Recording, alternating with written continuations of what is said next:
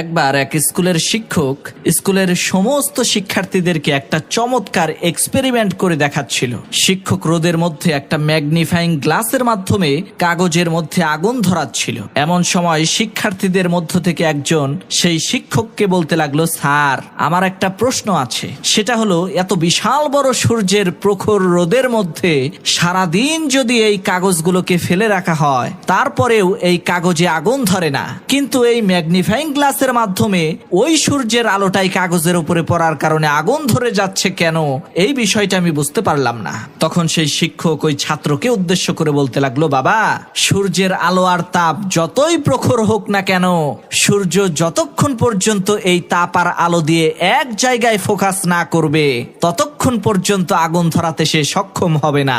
ঠিক একইভাবে তুমি যতই বুদ্ধিমান হও না কেন, যতই মেধাবী স্টুডেন্ট হও না কেন, যতক্ষণ পর্যন্ত